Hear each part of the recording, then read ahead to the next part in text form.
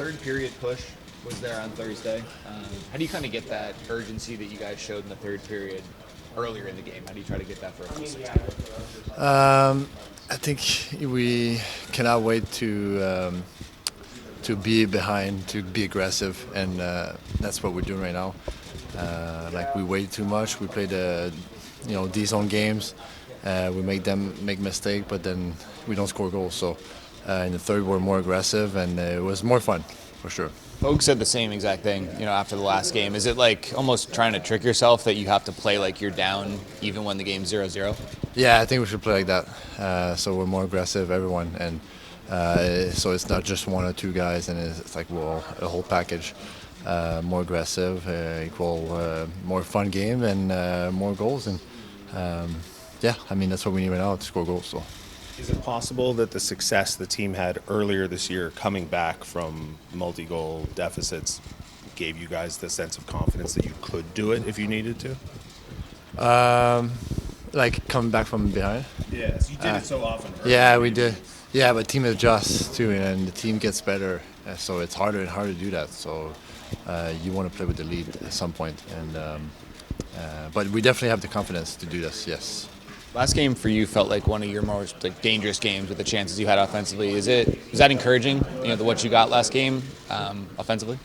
Yeah, a little encouraging. Obviously, the bouncing out there, but that's hockey, and one of those start of the year that's really hard. And I mean, obviously you want to score goals, but trying to do my job details by details like I do every game my whole career. So. And nothing changed. I can't say that I didn't try last game for real. My mind wasn't there. It was there, and for some reason we don't score in general a lot of goals. So it's obviously a start for me as well. But gotta find a way. Phil, the evaluation from the coach was maybe your best game of the year. What does Phil Danault do when he's playing his best? Play with the heart, I would say, and I bring the passion and double shift sometimes, So that's probably the biggest difference. And get my bread and butter is playing big lines and get some points sometimes. So if you don't do that, then you feel useless. So that's what I would say. Phil, you said it, that the bounces aren't going your way. They tend to even out over a long season. Do you kind of hold on to that belief that, okay, I'm getting all these bad bounces out of the way. At some point, I've got to get a good one or two or something. You're right, but I think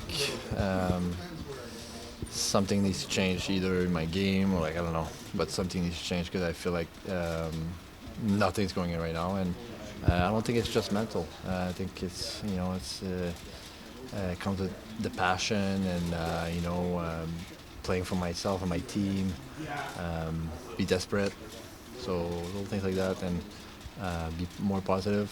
So Seeing you out there these last few days later after skates, just kind of working on offensive situations. Saw you working with Brownie on some things. Is that just to try to maybe get feeling good with the puck, just see it go in and try to work on it that way?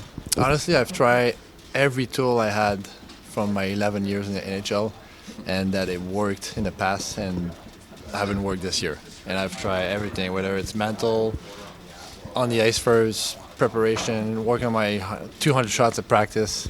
Doesn't matter what I do right now. It seems like I have to go through this, and that's the way it is right now. So the best thing I can do is keep working and keep my head up and doing the right thing, whether it's practice or games, and do the best I can for my team, and like I've been doing my 11 years. They were refuted by multiple sources. But when something like that does pop up, do you feel it at all prudent or necessary to have a conversation with Ken or a check-in with him just to see where things stand or how he feels about coaching? Right. So, no, I was made aware of that. No, didn't talk to Ken at all. Didn't feel that was necessary. Jim, if you look at the third period push that you guys had against Chicago, I guess this is easier to ask than answer, but how do you get that same push and that same urgency right off the opening puck drop? Well, I think we got to play a little quicker. I think the times we had it in the second period too. We talked about that. Second, for a chunk of the second period and the third, we played a little quicker, and that's when we were dangerous. So we went over, talked about that, showed some video on that, saw where it worked for us and where it didn't, and so I hope we get that right from the start tonight. Well, without giving away the secrets, quicker is a few little checklist points for us? Yeah, probably puck in the neutral zone, when we have the puck in the neutral zone with our defensemen. Okay. Yeah, just not looking for something better, maybe just going up, and they play a pretty effective 1-1-3. We play our style in neutral zone. They have a pretty effective 1-1-3. They'll get three guys back, two in the middle. If you wait too long, there's not a lot of room. There's not a lot of places to go, so you got to try to beat that. And in the second for that stretch, and in the third, that's when we beat that. You talked about the other night how everyone's pulling for Phil here, during this, and he just said, he's tried everything that he's accumulated over 11 years to whatsoever to kind of snap out of this whatsoever. How much do you go to a player who's used to doing what he's done, and it just hasn't happened, in order to, whether it's to perk him up, lift his spirits, things of that nature, just so that we got you, I got your back here. Yeah, well, I haven't done as much lately. You try to do it more early, and then I think Phil knows that through his teammates. I think somebody asked me the question post game, and Phil had 3 or 4 really good chances, and you just feel it on the bench. Guys are cheering, hoping it goes in, and actually there's an exasperation that it didn't go in. So he gets those 3 or 4 good looks tonight, it's going to happen for him. Is this an embodiment of a team that needs a bounce or two to go its way, and that for whatever reason they're just going against, and you hang on to the belief that they're going to even out at some point? Well, absolutely. And I think, we went through stretches last year. I think January was a tough stretch for us.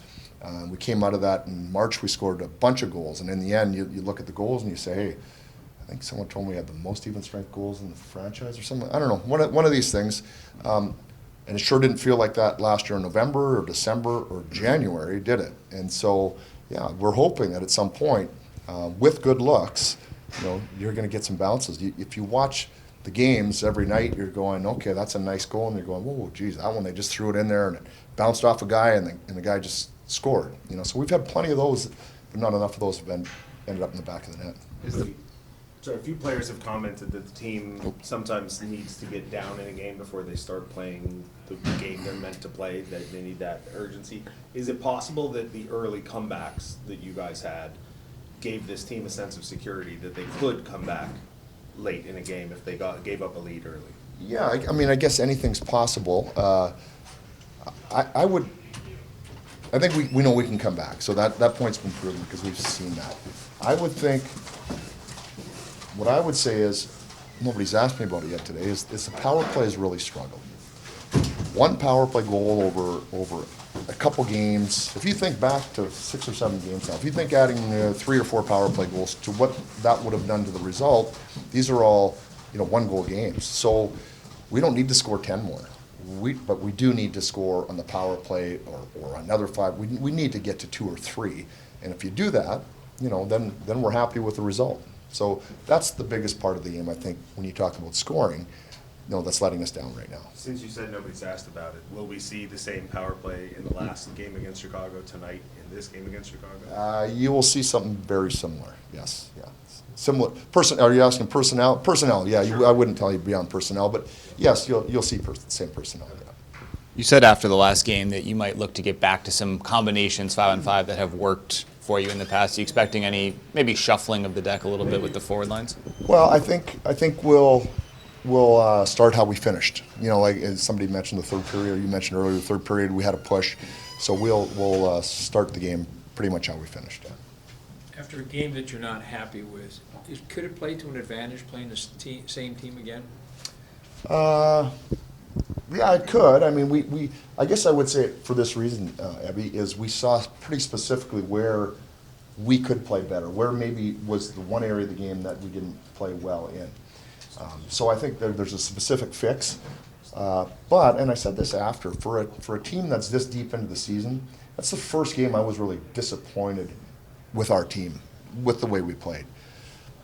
Most years it's probably 5 or 6 out of that many games that you're disappointed. So despite being disappointed, you're pretty happy with the way the guys have dug in and their effort so far. The other part too of that is, since I've seen this team, we've responded. We've talked a lot about responding after maybe games that haven't been our best. So I think that was the last game, and so I'm anxious to see us get going tonight.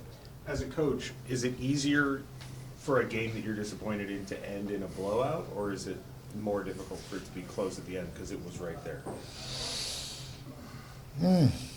Jesse, you're coming with it today. Yeah. You know what? My answer what I'd love to give you is I haven't been part of too many blowouts, so I don't know that side of it. But and certainly we haven't this year. It just stings. It just you just know what you guys were watching the game. You're like, the Kings aren't really on tonight. Some of the guys got to call the game. You're like, no, just not. So we have that same feeling, and it's not a great feeling. So losing sucks. Not playing well and losing makes it worse, whether it's 1 or 5.